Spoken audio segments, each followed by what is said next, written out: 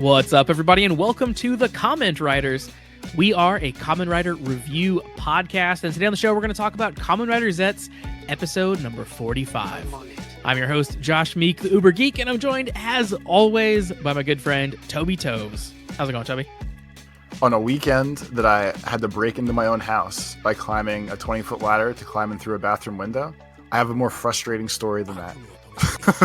Okay, I want to hear your story, but I also want to dive into this home invasion that you had to do here. So we can do that one first. They're both great nonsense stories.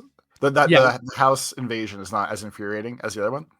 So for whatever reason, I cut the grass. I did outside yard work. I walked in the house with my keys. I was like, oh, I need to go get the other weed whacker. No big deal. I unlocked the actual garage door, like the big metal part that rolls up. And without thinking, apparently, I also locked the human door that goes into the house from the garage. So no idea why I did this, but I just accidentally did it. So eventually I'm done weed whacking. I go in the house and I'm like, oh, the door's closed. And I was like, shit, that's not good. How did I get out here? So inevitably I realized that all the doors in the house were deadbolted. And I somehow locked my only in or out of the house. So that's when panic starts to set in, Josh, because the dog is here by himself. Okay. Yep. So I know how to break into my own house. I've never broken into my house like this, but I know that I can get into houses if I slide a credit card in where the plain doorknob goes. Uh-huh. So I tried to break into many of the doors at the house, and that's when I realized, fuck, I used the deadbolt on most of these. This isn't going to work. So I tried to credit card my way in from the garage door. That also did not work. And I also didn't have a credit card. I had to use like hard plastic that I found in the garage as a credit card like shim. And then I was kind of happy where I was like, oh, cool. I can't break into my own house, but so no one else can. So that felt good.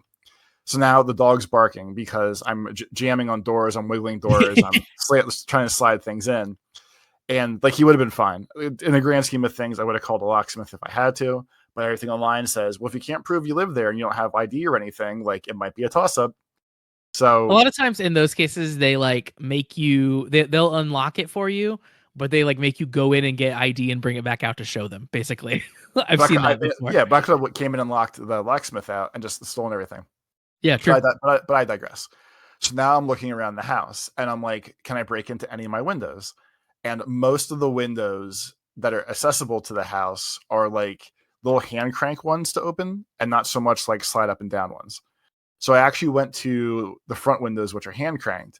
I shoved a screwdriver in the gap and I was like, I'm going to try to just pry this open far enough to get my hand in to use the crank thing. So, so jammed the screwdriver in a little bit, pulled on a little bit. It wasn't moving. I'm like, I'm not going to damage the window. I'm going to let this go. What do I do? So I make a couple laps. I keep pacing around the house of like, well, what window can I do the least damage if I break into? I'm not sure. And I just start thinking about what to do, whatever. I look at my garage windows and I'm like, I could probably break a garage window, climb in through it, and then not have to worry about people breaking into the house because I broke into the garage. True. And I actively thought about it for like a minute. And then I was all stressed out and fired up. And then I was like, wait, I've been in the garage like 7 times now. And I realized that breaking into the garage just gets me where the door was open. And I was like, this is probably a stupid idea. I must be fired up right now. So then I'm assessing, what do I do? And then I realized that like the 1 bedroom window in the house, I open a lot. And I was like, maybe that one's unlocked. And along with that, there's a bathroom window off the master bedroom that I know I'm 99% sure is unlocked because I have that open all the time. I never lock it when I close it because it seems like a pain in my ass. So I get the ladder from the garage, which luckily is open. I use the ladder to climb onto my chimney outside because it has like, it's kind of built like steps, but like I can get 2 toes on it. I have to kind of lean over. Okay. So I'm on a hill it's probably a 20-foot ladder. It might be 16. It's definitely like the 3rd story of the house or 6th story of the house I'm trying to get up to. Yeah. Yep. Go up to the chimney, do my little side step shuffle up the chimney.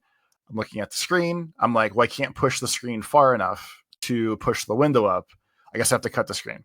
So I put a giant slice in the screen. I reach into the screen. I pull the little levers to open the actual screen window up. And I push up on the window in the bedroom. And I go, fuck, this one's already locked. And now the dog's definitely freaking out because now I'm banging on the window upstairs. Yeah. And the whole product's going nuts. So then I think about it. I'm like, well, I cut one window already. Why don't I just cut another one? So it's really hard to get to the window for the bathroom because it's like behind a 20-foot pine tree. And like, there's not really room for a ladder. So I work my way in there. I jammed the ladder back there. And I'm like, it's kind of like wobbling. I'm thinking about just climbing it. And I go, well, if I climb it and fall, then everyone's fucked. Me and the dog. So eventually I jam it in there. I climb up. I cut a second screen, pop in their second screen window open, push up on the window, and it's open because I always have that window unlocked. And I'm like, sick. I have this open now. And now the dog's staring at me from in the bedroom at the window, terrified of like, what the fuck's going on in this house? Yeah, why are you doing this? Why? What in the reverse horror movie is happening here? Yeah, and I don't think he realized it was me until inevitably I got into the house. But so then like I have the window open, I can feel the ladder wobbling, and I start putting the top half of my body through, and like the drop is either into the side of the sink, the toilet, or like breaking the toilet paper roll that's on the wall under the window. So I'm looking and I feel like the ladder going and I'm like, well, I have to commit to this. And I debated like climbing back out and going feet first. And I said, if I go feet first, I'm falling for sure. Like I'm not confident enough in myself. I'm going to panic and wobble, whatever. So I get slide about halfway in and I'm like, well, now I'm stuck. Now I need to make a decision. And I committed to go forward. And somehow like I naturally smoothly slid into the bathroom from the window and didn't fall on my face. I can prop myself up and like slowly climb through. And then the dog was terrified. And I said, it's just me. And he stared at me like I was a monster. And then eventually it was okay. Because you were acting like a monster. Yeah. Crazy, banging on all the doors, climbing in through the window. Are you like cognizant of how close you came to dying in that experience? I mean, it's like most of my stories. I mean, we've had enough of these. But like the only ones that freak me out is like the house, the yard around the house is all hills. So I hate doing ladders around here in general because it never sits flat. And this time I had no one to spot me. Yeah. But yeah, I don't like ladders in general. Yeah. Yeah, ladders are scary. Like I feel like people don't give ladders enough terror in their lives. You know, like people are too nonchalant about ladder climbing most of the time. Yeah. Because ladders can go wrong fast. Yeah. I figured I was doing it for the dog. And I was like, whatever happens, happens. Whatever happens, happens. I am not often worried about locking myself out of my house because most of the time, either like my family is home, so I could just knock on the door and they would open it, or like my family is like not home, but like could be home easily, right? Like it's like I could call them and I could figure it out. It wouldn't be the end of the world.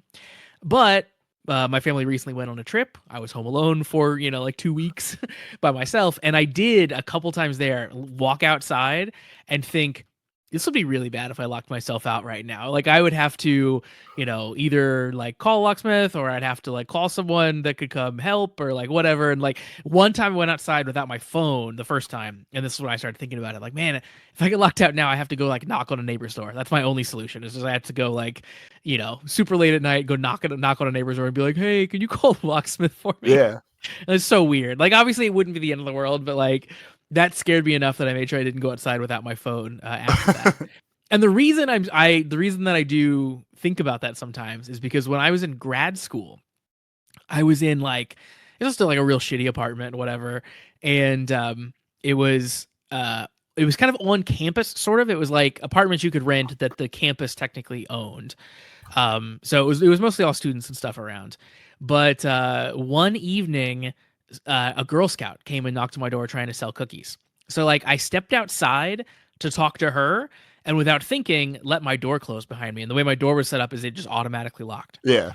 I was outside barefoot without a phone. And I had no way of getting back inside. And at this point, I knew none of my neighbors. Like I knew that they were probably mostly all students, but I didn't know anyone else who lived around here.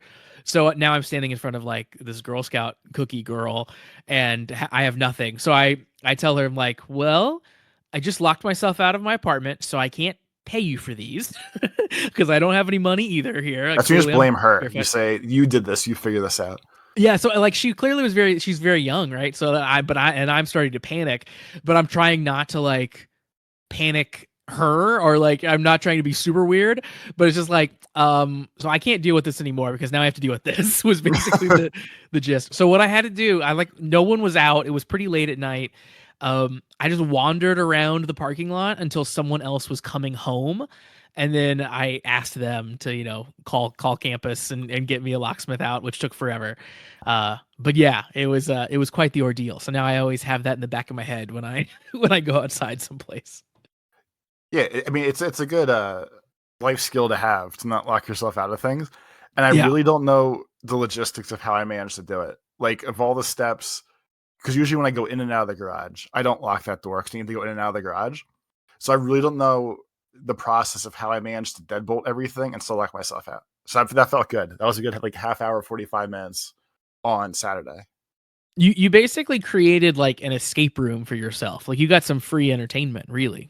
Yeah. Yeah. It actually felt good because like I always say, like if I'm going to do like escape rooms, or like if someone put me in a Saw situation, wouldn't scare me because I usually say like if I know there's no stakes, what the hell do I care? And this time it kind of had stakes, and I was like, I got to step up. I got to heed the call and rise to something and all the good stuff. I like it. Yeah.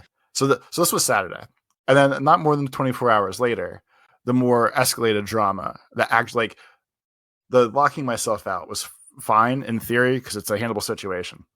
So Sunday, I was even like texting you. I was like, "Hey, I'm taking the dog for a walk. People are telling me weird stories." So the dog and I were going for the walk. Where he's always on a leash. We're going towards another. This is another like Toby walking with a dog story where I complain about things. Walking towards I'm going to say like older than us generation dudes, probably like in his 60s. I see he has two dogs. Say no big deal. My dog's on a leash, walking him real nice. Get close to Get close to the guy. He looks at me. He seems like he's struggling with both dogs. He seems like he shouldn't be outside. Like he literally looked like he was near death, like miserable, horrible, overheated, whatever. So the first dog starts walking up to my dog. I see the dog's not on a leash. He says, look out for the dog. I say, my dog's fine with other dogs. I'm not worried about it. He goes, no, Nellie's a bad dog. She can't be around other dogs. So his dog that's not supposed to be around other dogs is not on a leash walking towards my dog. Dude, what the heck?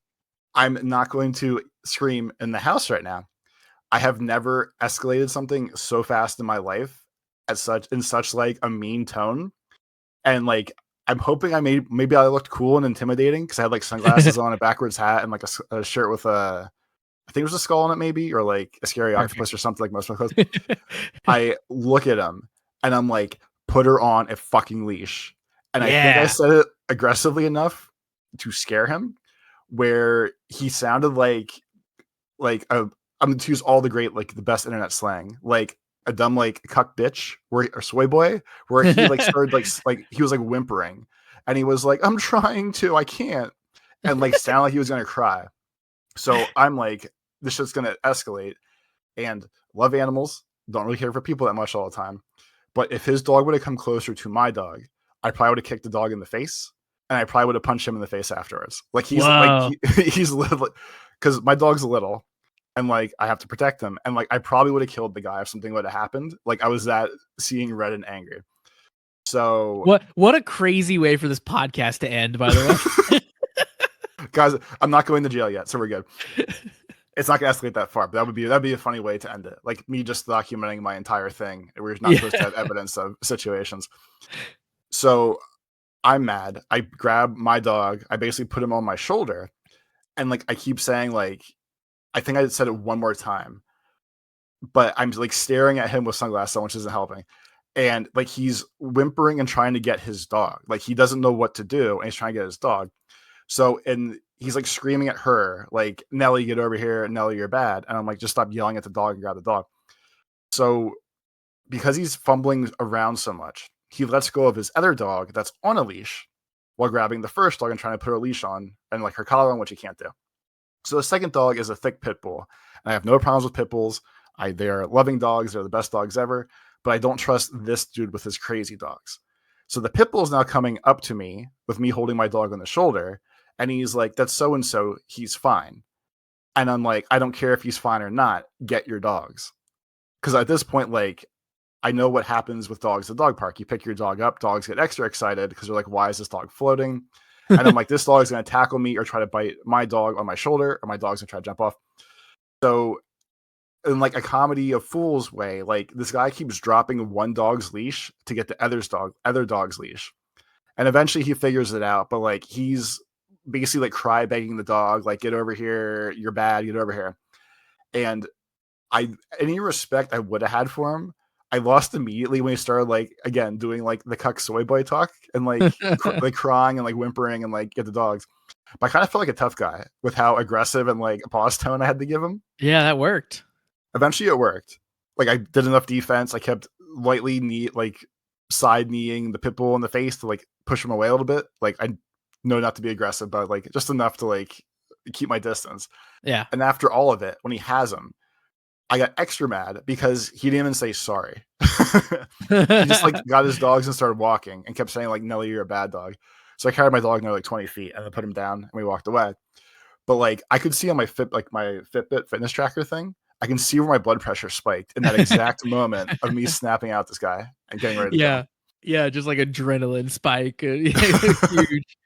That's crazy. How does this guy make it through the day? He sounds completely inept at like the most basic of things. That's insane. I don't know. Like I don't know how to paint a good picture of what he looked like. He just looked like he shouldn't be as like he looked like lost in the world. And especially when he had like seemed to have no control of anything going on. I was like, I don't know why we're out here on like we're next to like a highway and a river and you have these dogs you don't know how to control and you're just wandering around. Yeah, because it's like where you're walking is like a path for walking, right? Like it is like intended for this. So like he went out, he should have been expecting to encounter other people, other dogs. So to have a dog that he knows is bad around other dogs off the leash is insane. Like that's really like that was my craziest part of it. Of like you have two, and the one you're telling me that can't be around dogs, you have free roam. And like the one that you're telling me is nice, you have leashed up for some reason. Yeah, that's like, crazy. that seems, yeah. It's almost like it's almost like he argued with the dog and the dog won before they left the house. Like probably. I'm not wearing that fucking leash. The dog probably told him what to do, and he was like, "Okay, we'll just go." That's what it sounds like. Yeah, that is crazy. Yeah, people are nuts. But you sounds like you did you machoed out. Yeah, you sent him into to Soy Boy Town. That's great. Did. Yeah. It did feel good. Like I don't really like all jokes aside of like when I screw around the show and stuff.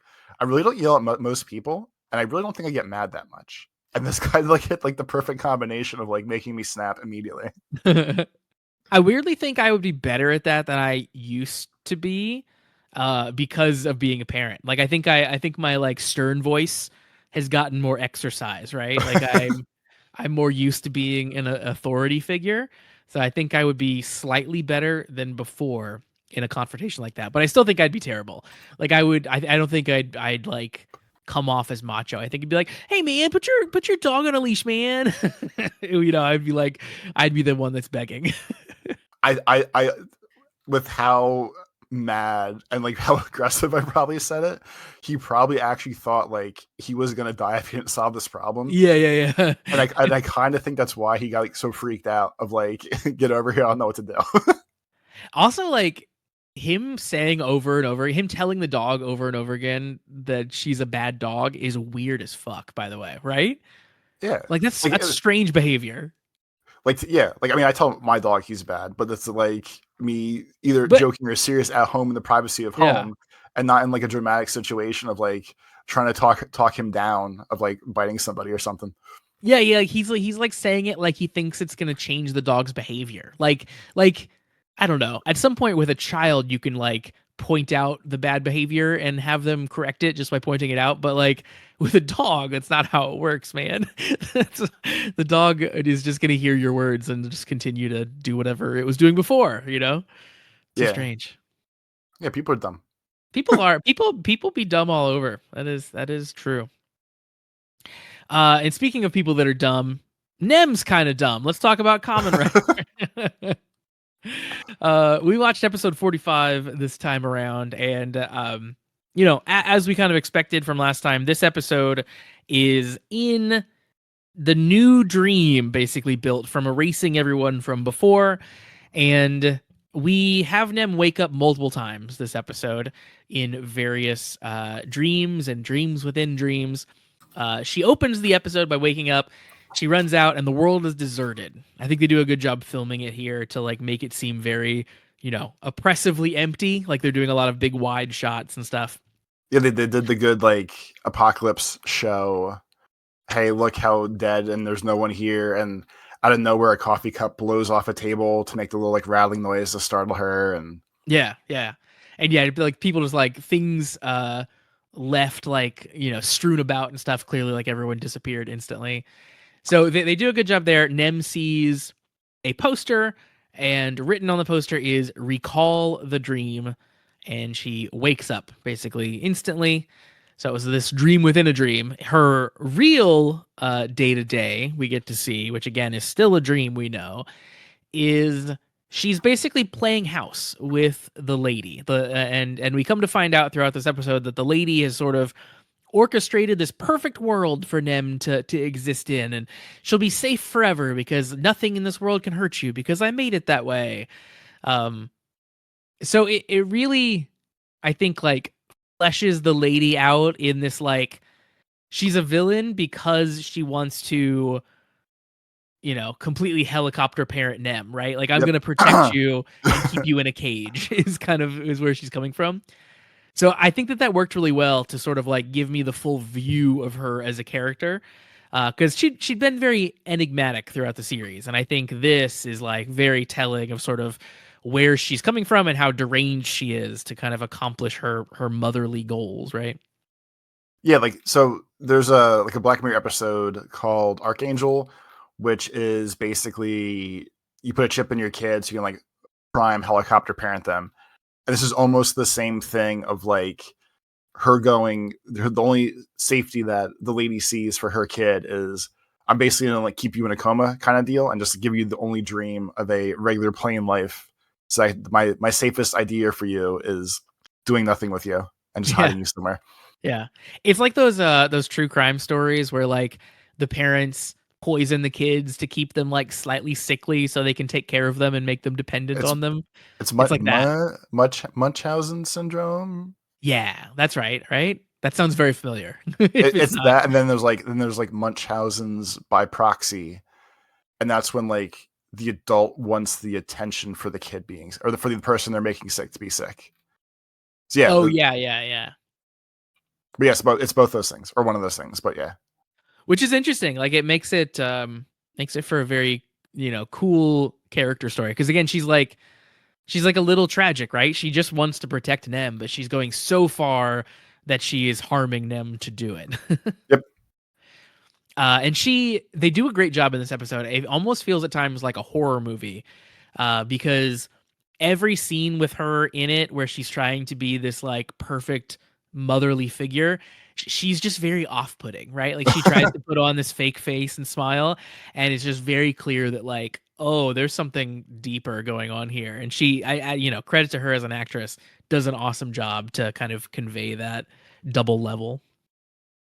I thought in general, like most of whenever it was like the real dream or the highest level of happy dreams, they had like a nice like haze on everything too, where even like visually had this we were in a dream space vibe feel and everything. Yeah, for sure. Yeah, I think all the cinematography choices were really good this episode. Like I mentioned the, oppressive emptiness from the very beginning, and like you said, like everything is like in this beautiful rose-colored glasses fog kind of in the super happy scenes, which is a really good choice. So yeah, they do a great job with that. Nem, of course, is working because this is her perfect dream. So we find out that what her job is she was cast to star in Supergirl Sheriff Galvan. So clearly a Space Sheriff Gavan joke there. So, which made me think or reflect or want to ask you, have they ever crossed over that you know of the two shows together? Like not Gavan and this season. I'm saying like, have Sentai people ever directly been in a Kamen Rider episodic episode, or has a Ooh, like Kamen not Rider a ever movie. been in a Sentai episodic episode? I'm gonna say absolutely that has happened in both directions, but I don't have the references to bring up right now. But I'm certain that it has. Okay. Yeah, I'll let you Google and prove me wrong. But Yeah. that's my No, current no. answer.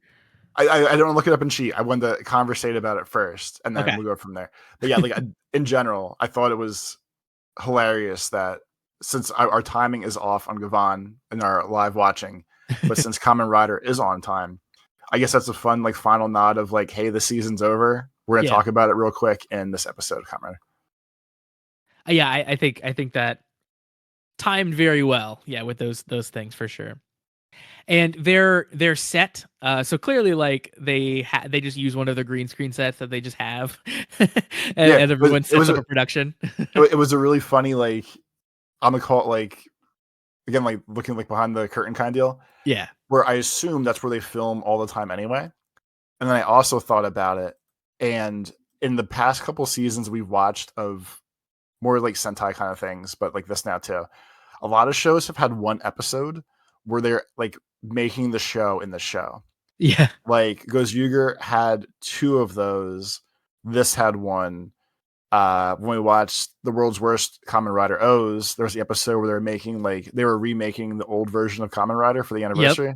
They're doing like the old school shocker and stuff. Yep. Yeah. So like it was crazy that I feel like we've done this. We've gone to this well a bunch of times. We certainly have. Yeah, especially in the shows we've watched. They do this a lot. Which is always cute and fun, right? It's always like a little peek behind the curtain at Toei and stuff. So like I get it. Like it's a fun thing for the audience and probably very fun for them to do too. But it is funny. It has come up so many times for us. Well, like with this one specifically, I feel like it had the extra feeling behind the scenes vibe because they were shooting the monitor with the scene. Yeah. They kept showing like Nem in front of the green screen and then showing Nem on the TV monitor, like in the location that she was supposed to be in. So I thought that was a nice touch.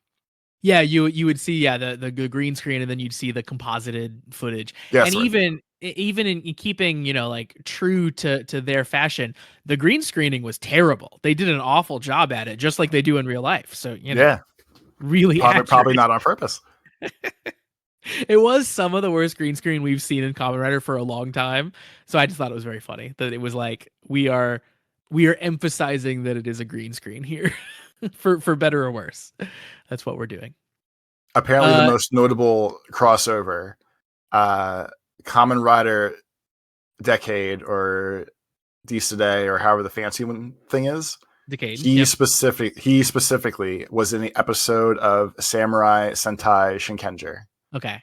So I was thinking, like, obviously I'm going to sound like I knew what I was talking about when I didn't really, but like that did pop in my head that I thought that had happened, but I was afraid to say it out loud because I didn't know for sure. But okay, that was real that I was thinking of. Yes, I guess that was the first time that they ever crossed over, and that seems to be the only time that the internet is telling me that there was a crossover. Wow. So at least did it once. They at least did it once. Did it once, but we're much more sparing with it than I would have expected them to have been, which is interesting. I guess yes, but no, because we've watched enough seasons of both now, and I feel like they never actually talk about address, reference, nod to like the counterpart show. Like I guess like this is like this wink and a nudge of Galvin was at least the only time I could ever think of to even ask you the question of has this ever happened before. Yeah, we haven't seen it really in anything we've watched. But it's got to be tempting, right? You have both these things going on for so many years, and they're so similar. Like, it's impressive. I guess because they're not. It feels like a really weird, like, to use our favorite topic. It's probably like a wrestling split of like you watch WWE but not AEW. So I would venture to guess that most people probably watch one or the other at a certain point and not both. Yeah, I wonder what the demographics on that are because they air at the same time. Like they air during Yeah. Yeah, the superhero hour or whatever they call it. So like that would seem to indicate they're expecting people to like plop down in front of the TV and watch both, right? But they definitely skew very different age wise. Like, you know, that's very clear just from watching the shows. So Yeah. yeah, that's a good question. That one's probably unanswerable because they don't actually share any sort of Yeah. demographic whatsoever. Okay. Yeah, I was gonna say I don't even know if that is feasible. Like here we get it for what, cable shows, and it's iffy even then too. I think like used to be you could get TV ratings I think a lot more reliably than you can now, especially with streaming and stuff. It's all weird. But anywho, back to the episode. So there's a couple things about this dream that I think are notable. The first is that it is being populated with characters that we know just in different roles. So Minami is kind of Nem's like agent or manager, like she's kind of her assistant, her helper. So she meets her out in the morning and takes her to the job site.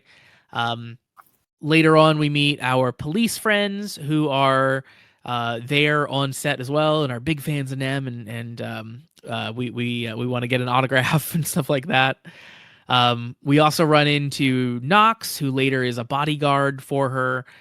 So yeah, people are kind of sprinkled throughout, but they're not who they were before, basically. Yep.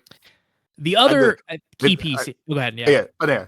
Everyone, I think, overall got very fun recasts of roles, but not roles for them through this. Yeah. I liked where they fit everybody in, and all the stuff they were doing made sense to their character still, which I think was good.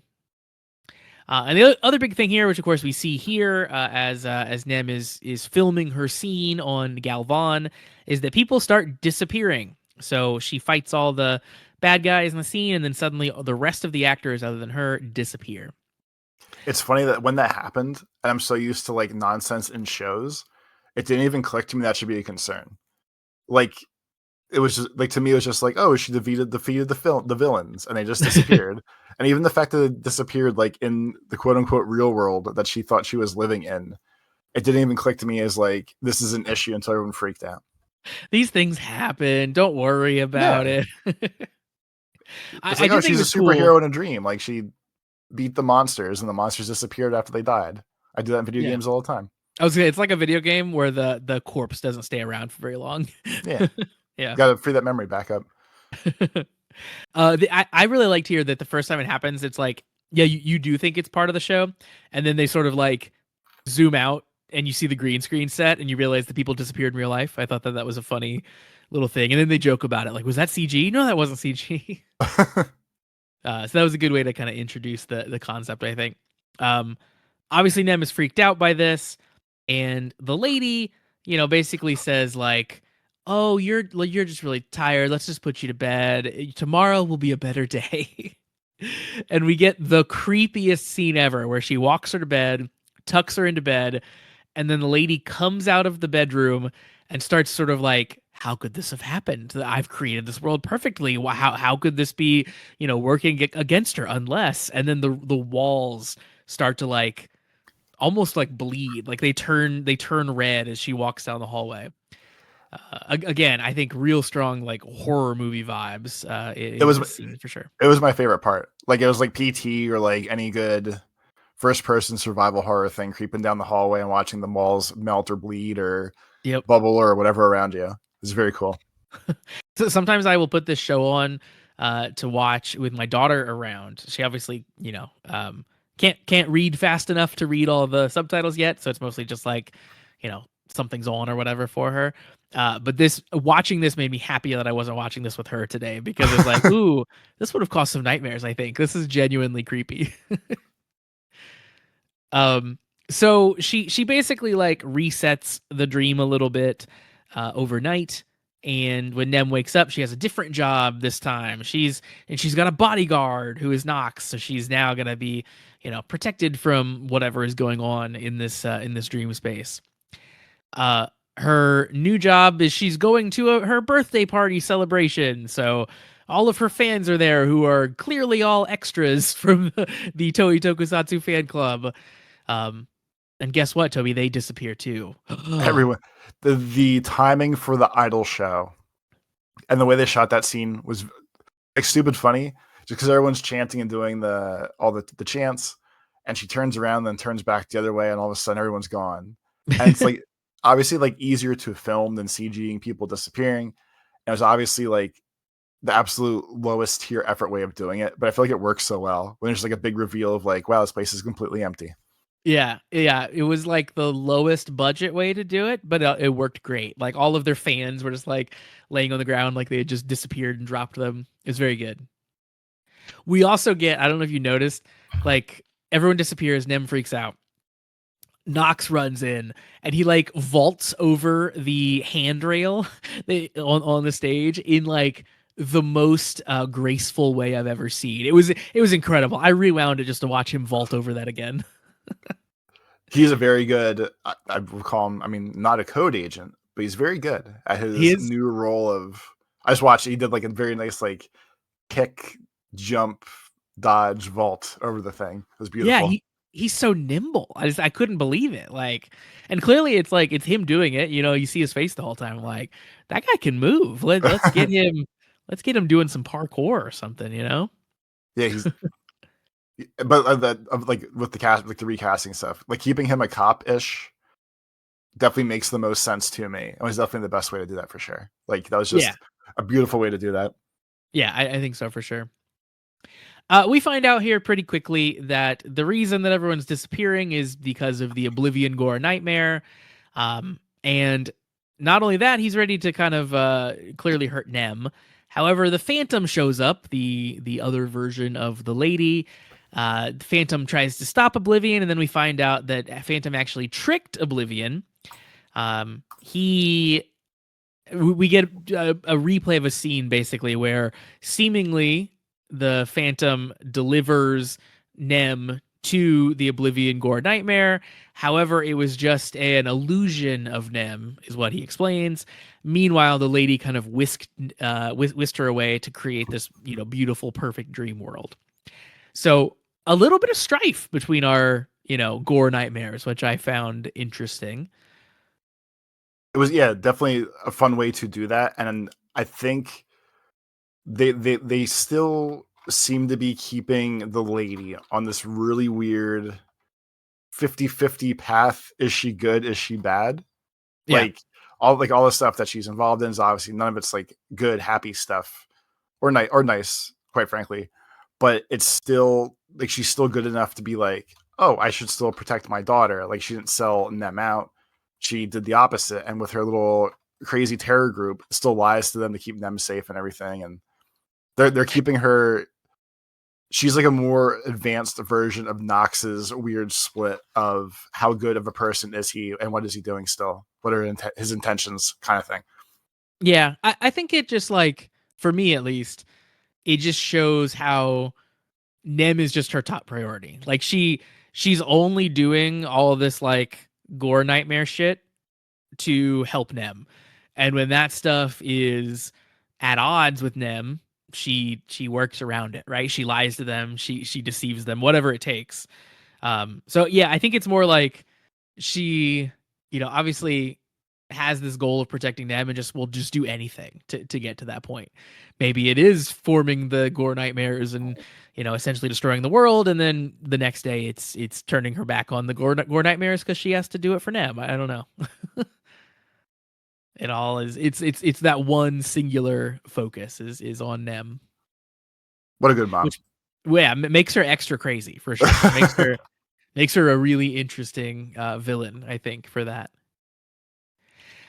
We get to see the Oblivion Nightmare wrap up the lady and Nox and Minami in some vines, which happens, and the lady, while she is wrapped up, like they like reveal her true self, and she switches into her black clothes instead of her happy mom clothes, and I thought that was very funny. Yeah, I mean, you always have to dress for the occasion, as you know. So she had to be Yep, ready for what was coming next. exactly. However, before everything goes super bad, out of the sky, literally falling out of the sky, we see Baku. We see our Kamen Rider Zeztz show up.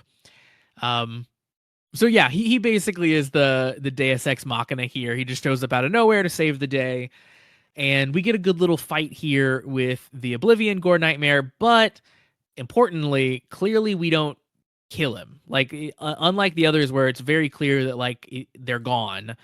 That doesn't seem like it's the case here with Oblivion, which kind of breaks the you know one and done, we're wiping them out kind of thing we'd been doing recently with the nightmares.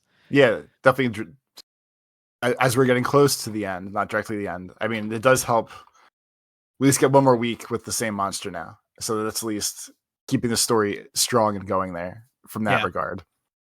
It made me wonder if we weren't going to get some sort of like swerve towards the end where maybe the other nightmares that had been defeated get restored somehow. Maybe we have some weird ending where it's like, cool, now they're all back alive again and they're forming some Voltron version of the perfect gore nightmare altogether.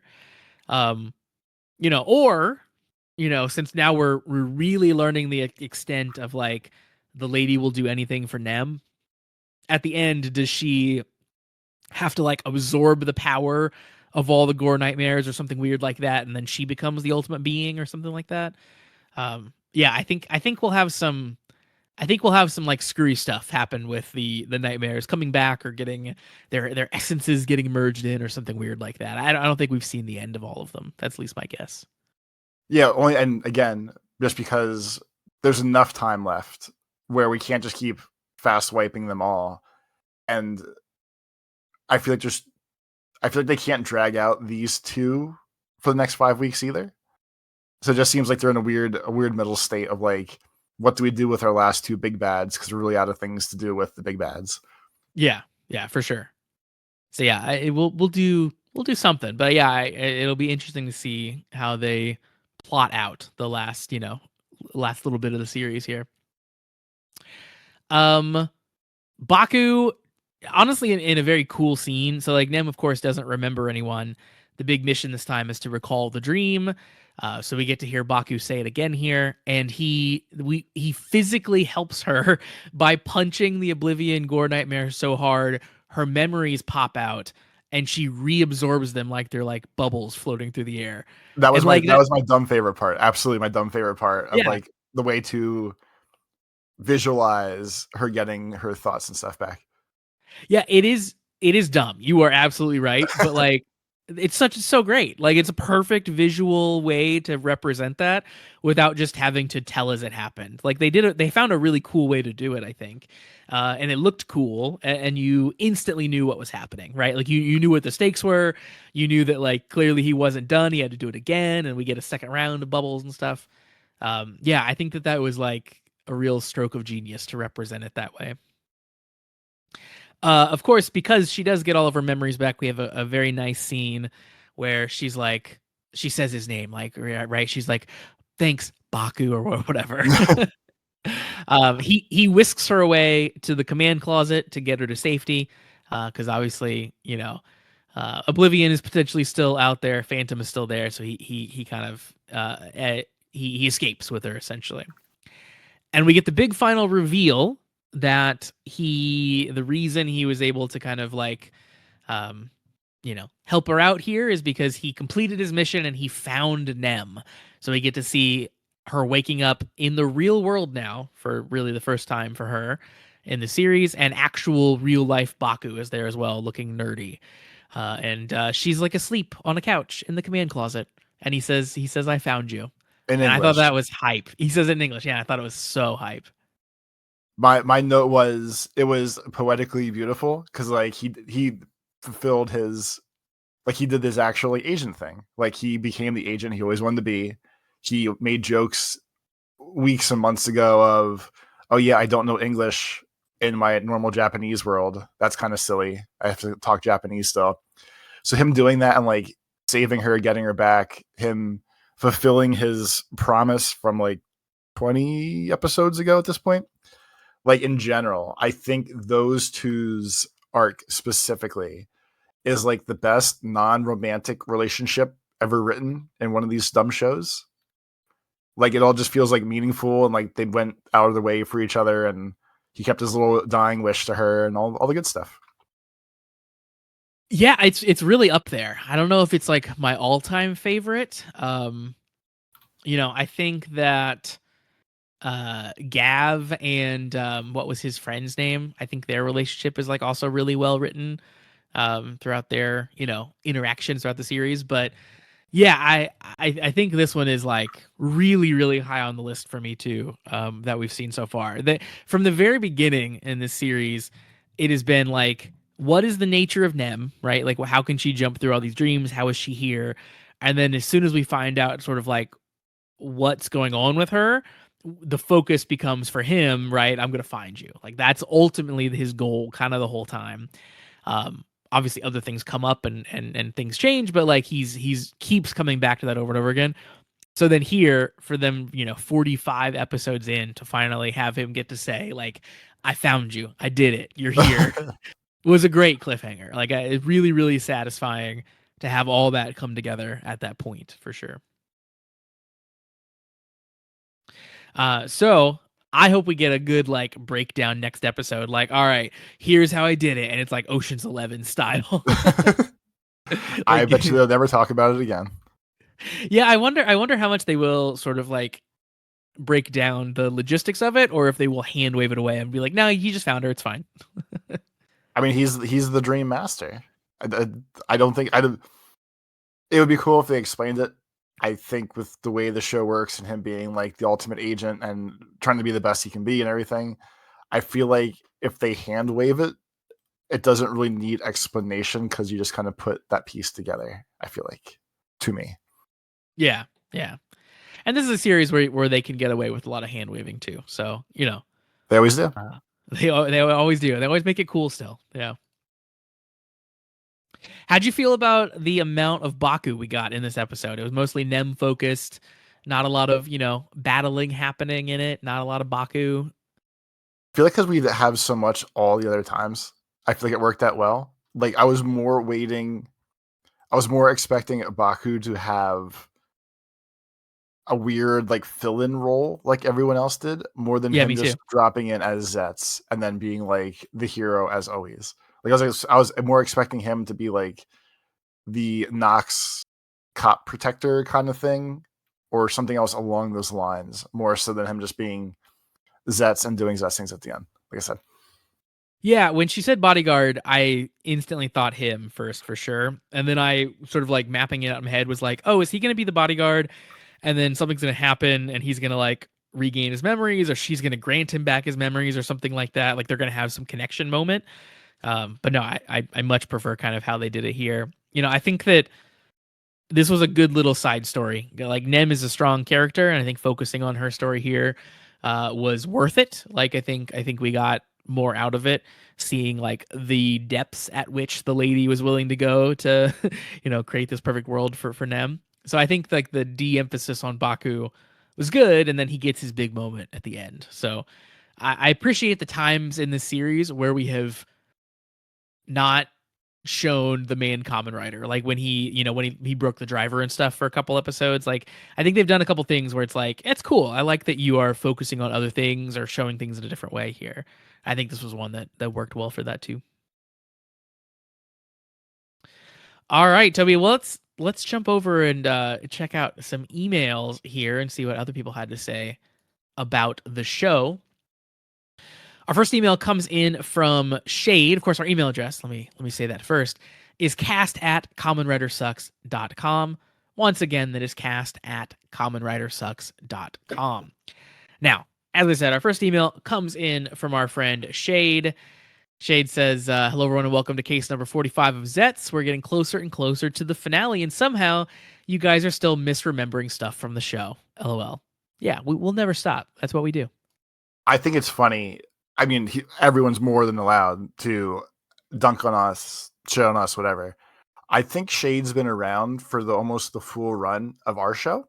Yeah, and the fact that that Shade would still be surprised by the problems that we've presented in our brains for going on 4 years now. Like, I would think you would just get used to it by now. You would expect it would be more noticeable to be like, wow, you guys remembered something. I know, right? It's like what's the people say that the definition of insanity is doing the same thing and expecting a different result. Shade just keeps listening to this podcast and expects us to be better. That's crazy on his part. Like I think that's there's a certain naivete charm to that of like they're gonna get it this time. they're gonna get it. I feel it. They're gonna get it this time. I have so high hopes in them. I can't wait until they drop this sweet lore they remember, and we just go by. And I tell stories about breaking into my own house, and it all just falls apart. Unlike the shows that we watch for this podcast, our show is not one that features character development, growth, learning about ourselves. There aren't any of those tropes. So if you want those, stick to Kamen Rider. We're going to keep getting things wrong constantly. However, Toby, what Shade says we got wrong here, I don't think we actually got wrong. So we'll let the courts decide. Shade says, I am Judge Dredd. I'm going to decide right now if I got it wrong or not. Shade says, last time you guys mentioned how Sieg could possibly be Nem's dad for some reason. Fellas, Nem doesn't have a dad. She was born from the Lady and Phantom. Nem has two moms. We know that Nem was born from a nightmare and like all of this, right? I think we were like, it was more like metaphorical. Like obviously he didn't like have sex with the lady and make a Nem, but like maybe we could have pulled his nightmare essence or something weird, right? The show makes up shit like that all the time. Like no, see, oh, you thought it was real, Dad? Yeah. I don't remember. Shade you in. Yeah, I don't remember if the Phantom whatever made some comment of like we made the baby. I guess it never clicked or stuck. Okay. No, like Nem like appears. Then Sieg's line doesn't. Yeah, babies appear a lot. Did you ever read the Bible, fucker? I mean, there's storks that show up at my house all the time. Yeah. Just I turn them away. Yeah. Mom. All right. Anyway, I thought it was. I had jokes that probably weren't going to be funny, so we're going to keep going. I thought. Well, then I feel like Sieg's line doesn't make sense. Where he's like, "You still don't really know who I am," and disappeared. I feel like that doesn't make sense if he's not some sort of parental figure to her or something. We're gonna find out in the last episode that he's like actually the president or something. Like it's just something unrelated, but like a notable figure. Like, oh, he was the guy from that movie. Who's to say that like him and the Phantom didn't make Nem and then use the lady as like the carrier? Surrogate. Yeah, exactly. That's where I thought we were going with this. This isn't wrong until it's proven wrong. Until the show is over, there's still a question mark on this fault of ours. Yeah. It's like Jesus. Nem is Jesus. Yeah, that's what I said. That's what I was saying. Yeah, exactly. I'm with you. All right, so we're not wrong about that. I'm circling back around again. Shade didn't win. There's a gray area there, but we do get for a couple of weeks. For a couple of weeks, still, yeah. Yeah. Shade goes on to say, fun fact: this episode and the next is action director Jun Watanabe's directorial debut. Up until this point, he's only ever directed the action scenes. This is the very first time he's been in charge of an entire episode. I'm weirdly kind of proud of him in a way. 15 years ago, back when he was still a suit actor, I remember how everyone from the production team would always refer to him as the young guy or the rookie. Then it dawned on me that I've been following his career for more than a decade. That's pretty cool. Yeah. And I, you know what? I think a well-directed episode this time around. So cheers to him.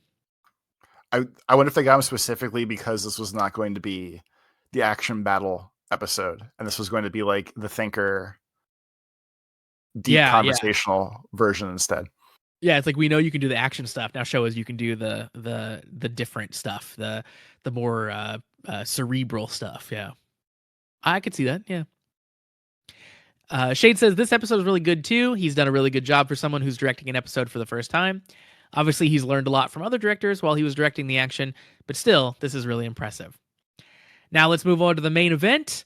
We get to see Case 45's relationship chart. Of course, last time it only contained Nem, which was kind of the sad joke of the episode, and now it contains Nem, one line, connecting her to Baku, because Baku found her. So, how sweet. The episode starts with Nem in her perfect world created by the Lady and the Phantom.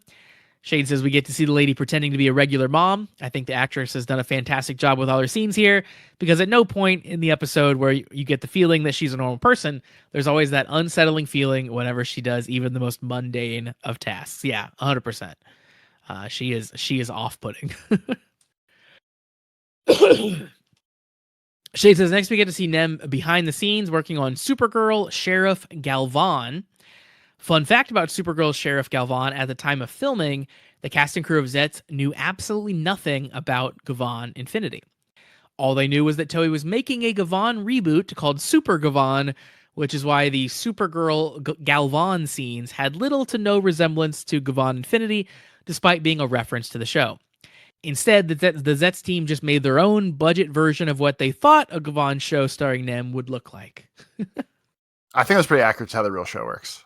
Yeah, I've watched enough episodes of Gavan, and it seemed pretty on brand.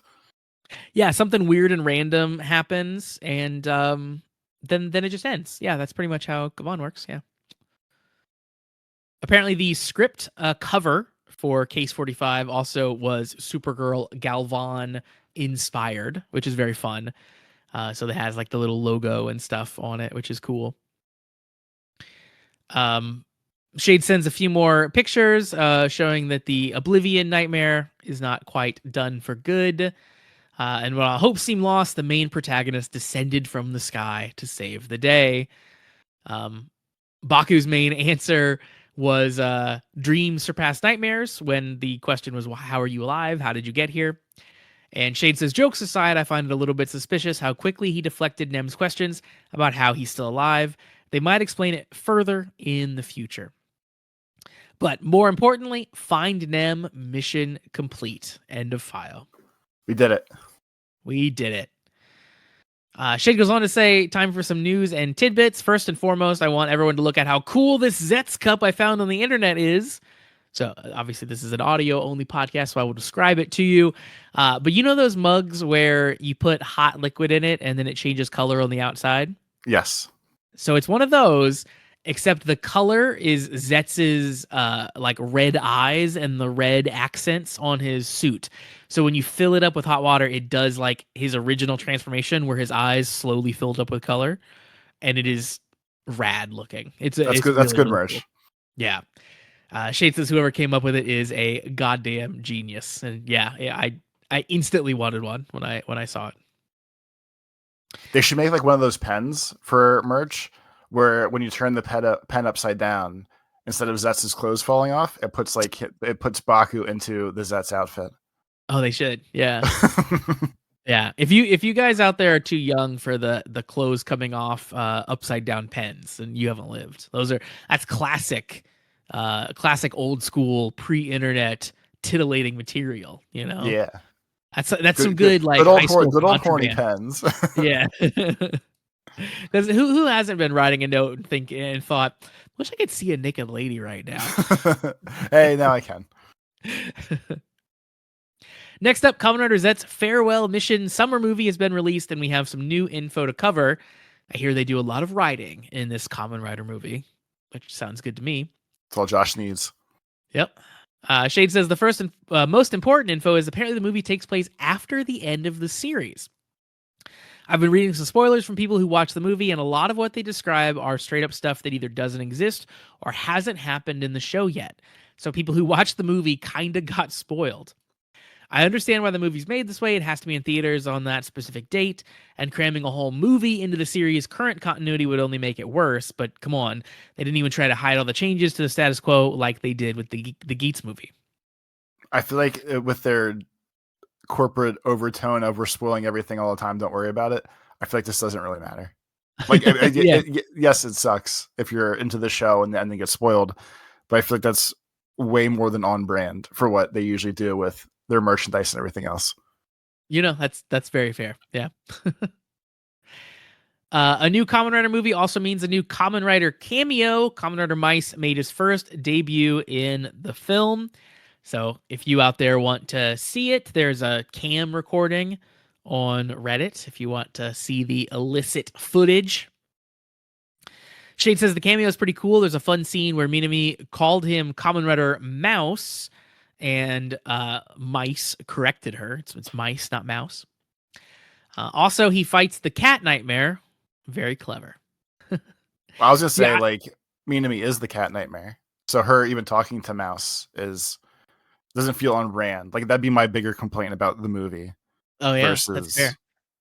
Versus the nonsense we're hearing about. She should instantly hate him for sure. They should be mortal enemies. Like cats and dogs, they don't like each other. Yeah, Tom and Jerry style, you know.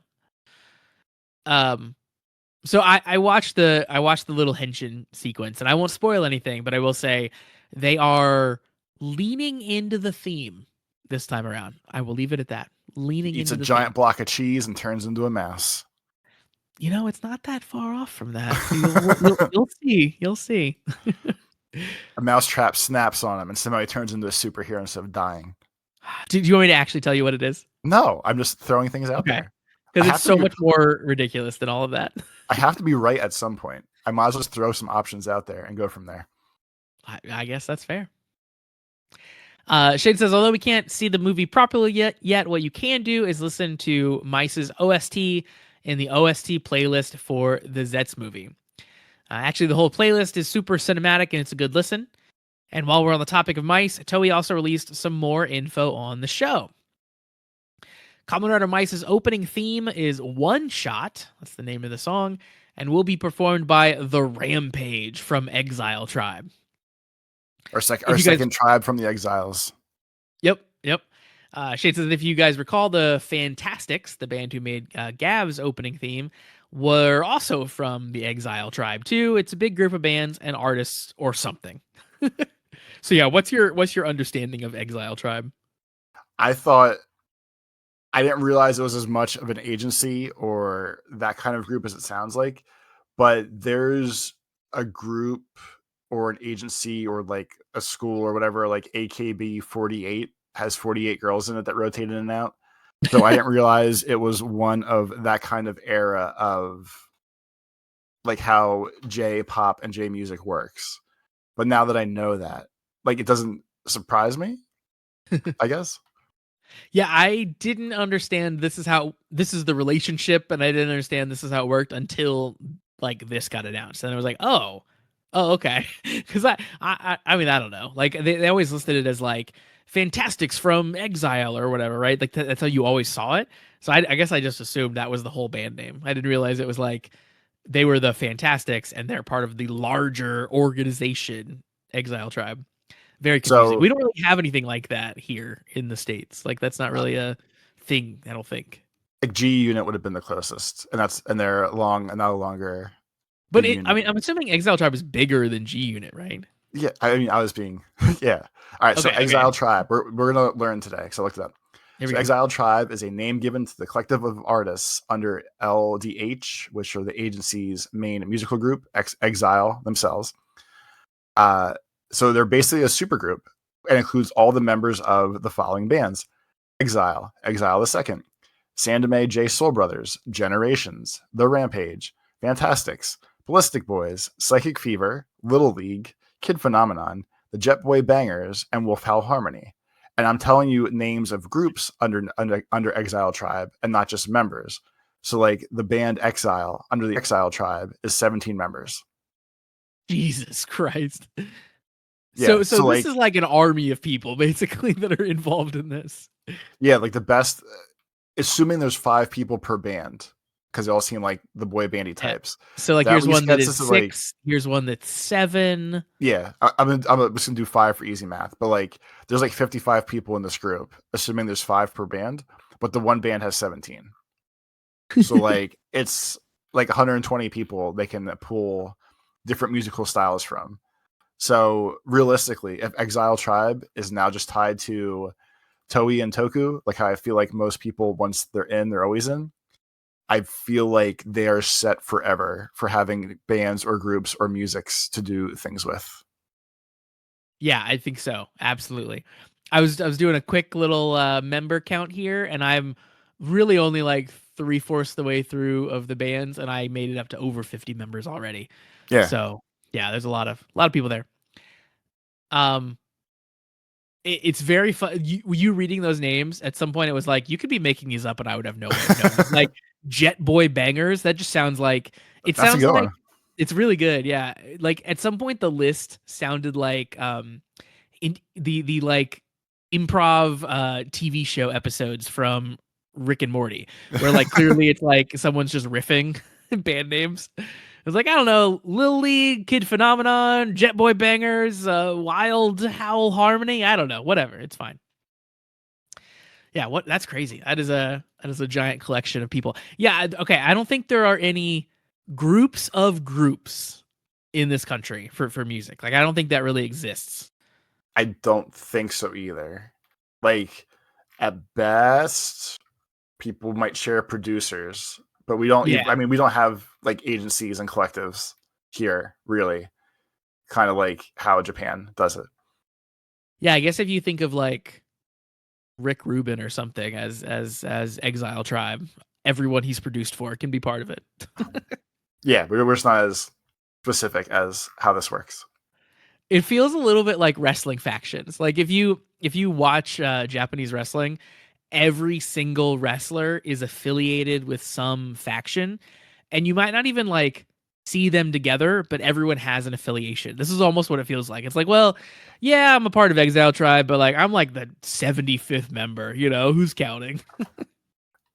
I think to use your thing, like the agency is like the NWO, and then there was NWO Latino, there was NWO White, there was NWO Red. Like it'd be like that. That'd definitely be. That is a good analogy. Yeah. Anywho, moving on. Shade says in other news, the main 3 suit actors for Kamen Rider Mice have been revealed. Mice will be played by Nakata Yuji, who previously was Geets, Valvarad, and the first Bitter Gav. Kamen Rider Mao will be played by Nawada Yuya, who was Gav, 01, Buffa, Gates, and more. And Kamen Rider Rid will be played by a Toku, who was Gotchard, Nox, Tycoon, Vram, and more. Shade says, I feel like they're giving some spotlight to the suit actors too. Or I like that they're giving some spotlight to the suit actors too. I'm personally really excited for Nakata Yuji's action scenes. I loved his work as Geets, and he also played Kamen Rider Shinobi, so he's then GOAT status for me.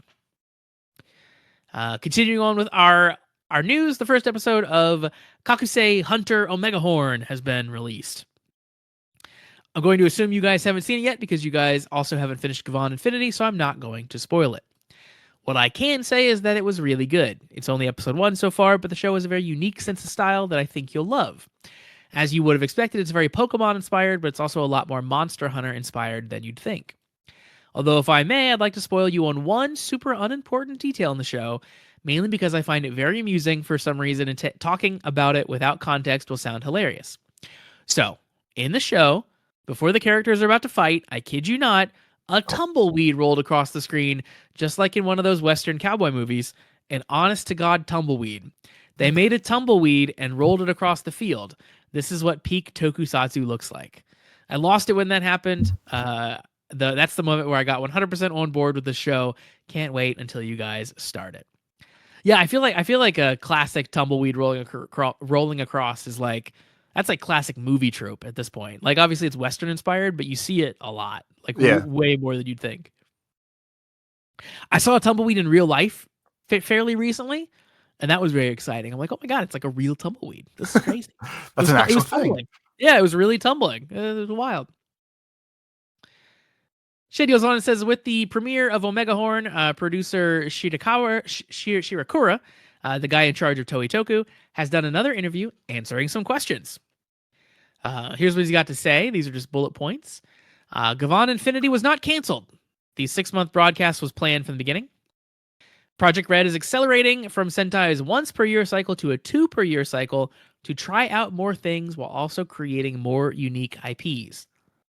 He says one of Sentai's weaknesses was that since each new series was not connected to the last, any one character can't develop beyond the show's run, and the toys leave shelves once the next show is out. One of Project Red's goals is to create an MCU-esque shared universe where each character is well developed, but there's extra fun seeing how they interact. worst nightmares realized for you, I think, Toby. Yeah, that was it. That was exactly what my statement was, where it was all going to fall apart. And it's funny that he mentioned the thing about character development, because I've watched almost the whole Project Red.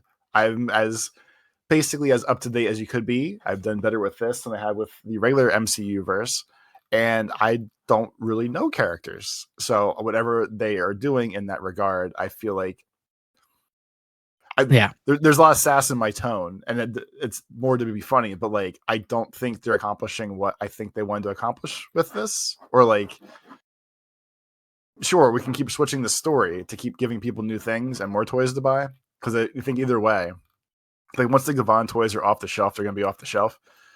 I don't think that the way that they're making these shows, I feel like with driving the characters or making characters the same speed they would have if it was 50 episodes instead of 24.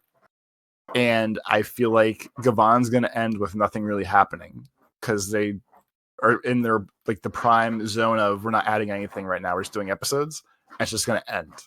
So I don't know. I'm excited to watch a Megahorn.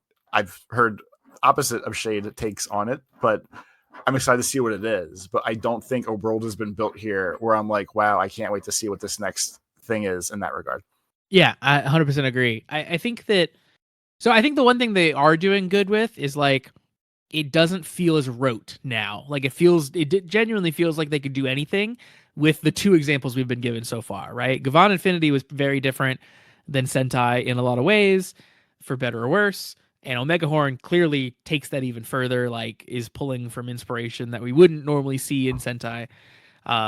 So that's cool. I like that they can definitely branch out and be more adventurous.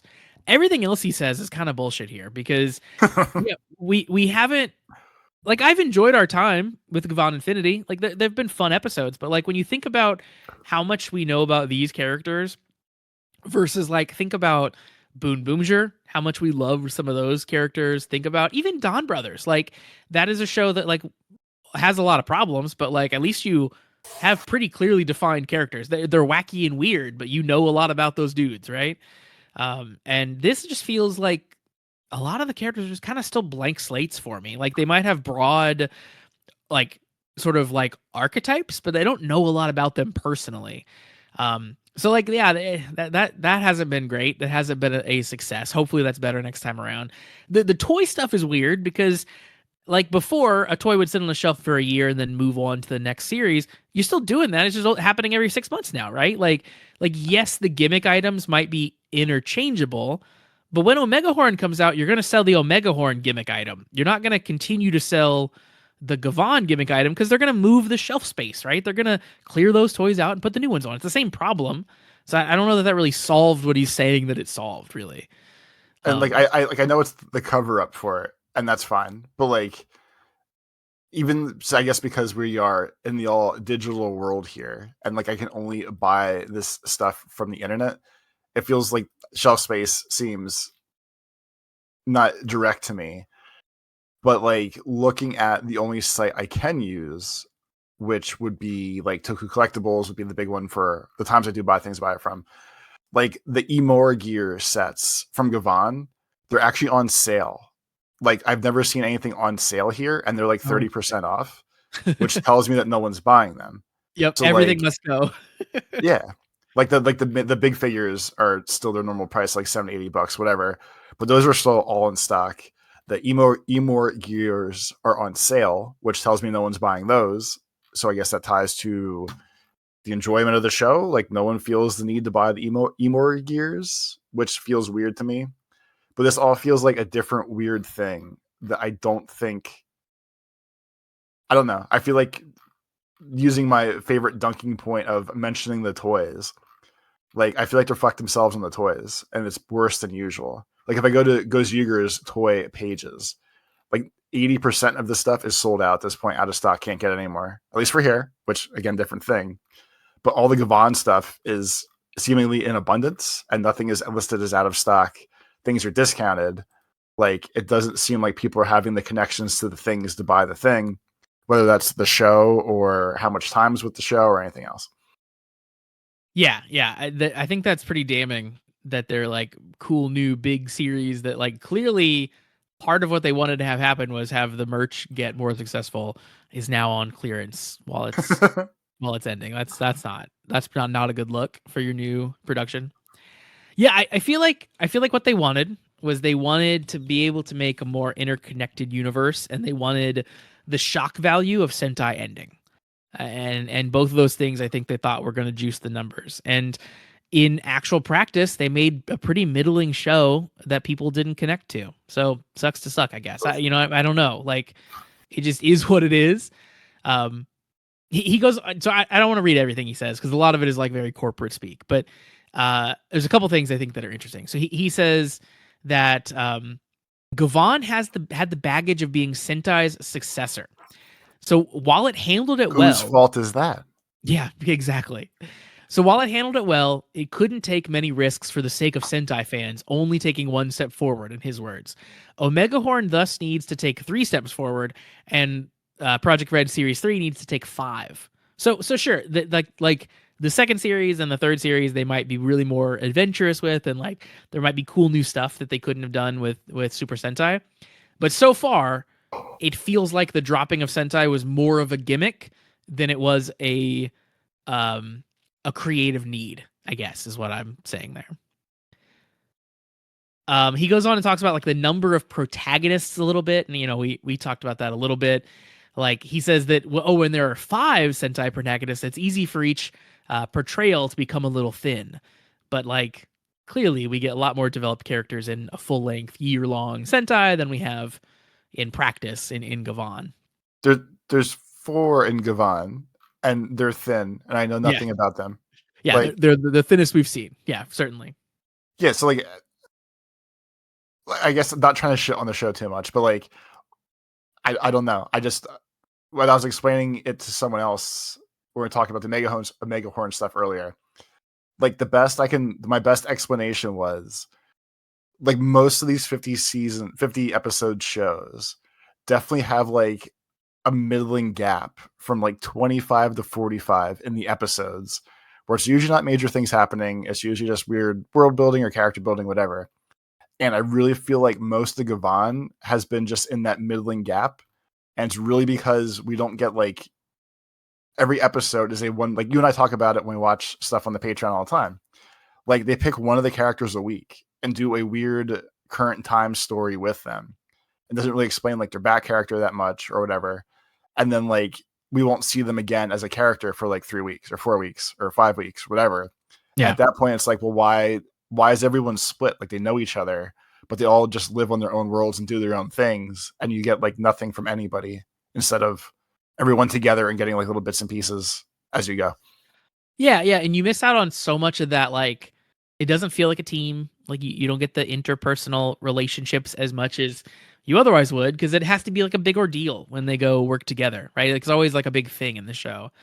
So yeah, they've just kind of written this show in a way that does not benefit the characters and the character growth, I don't think, for sure. They also like cutting the episodes in half for each series is really going to hinder their ability to do really unique things per season too. Because like you got to take some time to like introduce the new concept to people. And with Sentai, when you sort of knew a lot of the things going in, right? It's going to be a team of probably 5 people. There's going to be different colors. They're going to have a big robot. They're going to be, fighting monsters. Like a lot of that stuff you can get through really quickly because you know what it's going to be. Where here, they're going to have to kind of start from scratch more. So there's going to be a lot of stuff that they have to explain in even less time. So that I think will be a big challenge as they try to become more and more adventurous as they go on. I guess the only perk is keeping the Emo Gears the same general vibed thing. Yeah. But even then, like, I generally get irritated that they show the Jojaku process and take 30 seconds every week of like, hey, idiot, this is how they transform. We showed you the first time, and now we're showing you the 21st time. And I am all but expecting to see that in Omega Horn at this point and get instantly irritated because I'm going to know they're going to do it the entire season again once I see it in like episode 2. Yeah, I'm sure there'll be something similar. Yeah.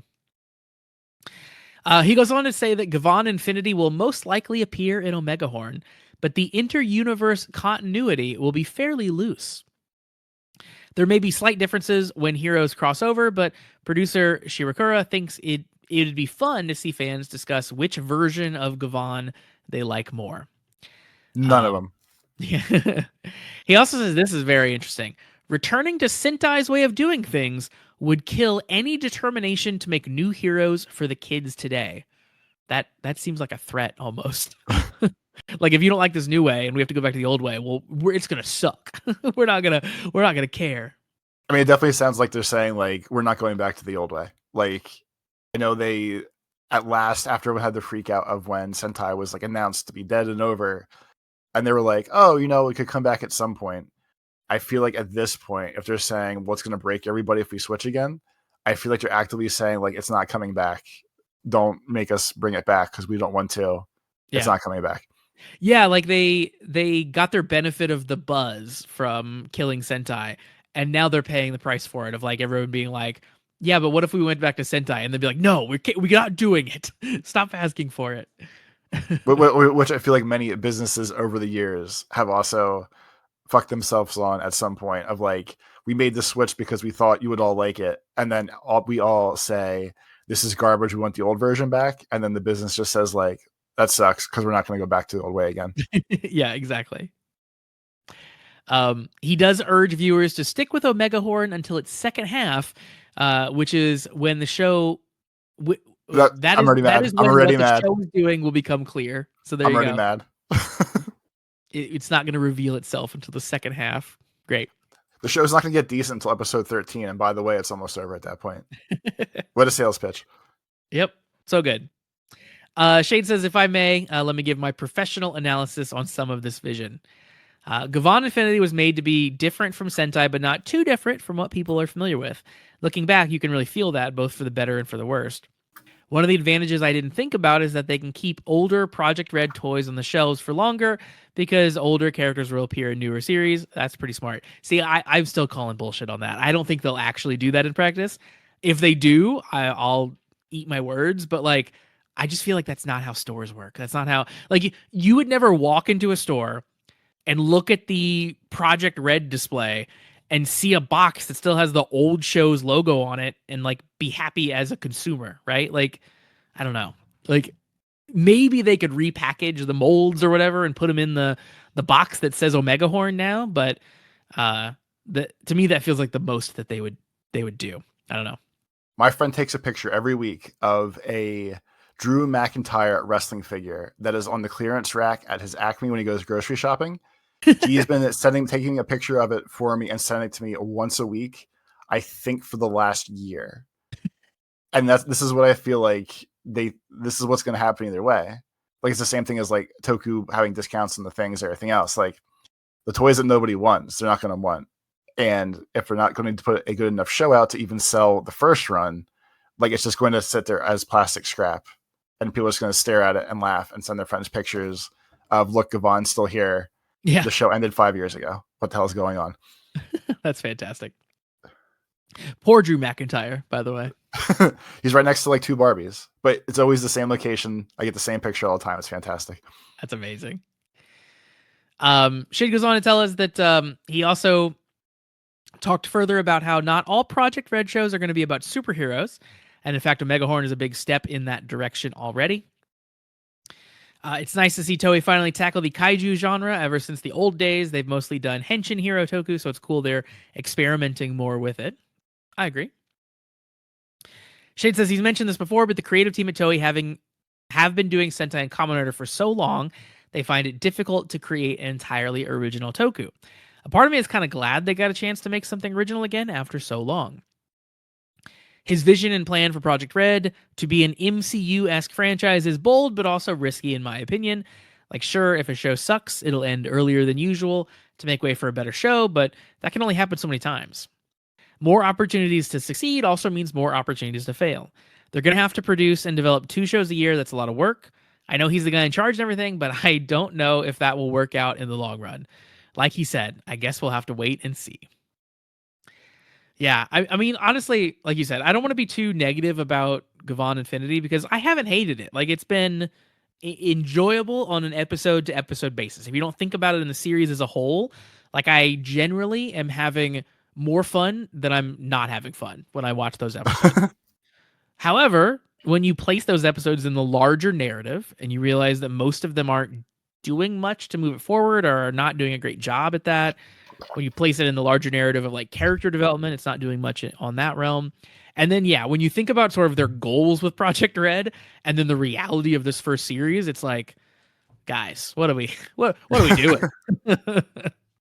So it's like, yeah, like Gavon Infinity was kind of sent out to the slaughter basically, but you know, we had high hopes, I guess. We did. All right. Thanks very much for the email, Shade, and all that good information. We have one more email, and then we'll close things out. This email comes in from Adebayo. Adebayo says, "Good morning, Toby and Josh. I hope you guys are doing well and enjoying your hobbies." And he's got some questions for us. Question number 1. Josh, have you heard about the new DC fighting game DCKO? I, in fact, have heard about this. And Adebayo goes on to tell us that the internet has nicknamed the game Dicko, DCKO Dicko. So yeah, that's very funny. So obviously there's a big Marvel fighting game that is coming out very soon. That's getting a bunch of praise and a bunch of press, had an open beta this past weekend. And this past week we had a new fighting game announced as well from DC. I'm like, oh my gosh, it's crazy. Like we're going to have a DC fighting game and a Marvel fighting game out at the same time. This is going to be wild. Everyone had that brief moment of excitement. And then they watch the trailer and realize that it's just a mobile game. So it's basically like DC Contest of Champions is what Adebayo says here. So everyone got their hopes dashed very instantly here with this game. So then they started memeing on it and said, you know, hop on Dicko and we're going Dicko mode and so on. So yeah, it's a good meme. The game's gonna suck, but it's a good meme for sure. Question number 2, Toby, if you were given the choice to live in the Marvel universe, with the only catch being that you have to be a mutant with no choice in whether or not you have a cool power, a lame power, or no powers at all. It's completely random. With the possibility of no powers making you a physical anomaly like Ugly John, who, if you don't know, is a mutant that has 3 faces. Would you say yes or reject it? So the upside is high. No matter what, there is a power. Yes, no matter what, you have something notable about you. If you end up with no powers, you're gonna look weird. It's gonna be a physical anomaly. I'm gonna be egocentric and say no. I don't want to do this. Yeah, I mean, for me, even aside from potentially getting a cool power, there's no upside for living in the Marvel universe. Like your life is in cosmic danger every week if you live there 24/7. Like. Shit happens outside my house now. It freaks me out. I don't want like idiots with laser goggles, like spraying rays around the thing. Especially if my power is like you can open a can of soda by winking at it, while like my next door neighbor is like, "Look, I can grow to 7 times the size of your house. I'm going to move it for you." That doesn't seem like a good. I'm a gambler. I don't want to gamble on this timeline where I am shunned. Yeah, totally. Because like what are the upsides here? That you have a really cool power. Okay, so if you have a really cool power, like so do a ton of other people in the world. You're not actually that special.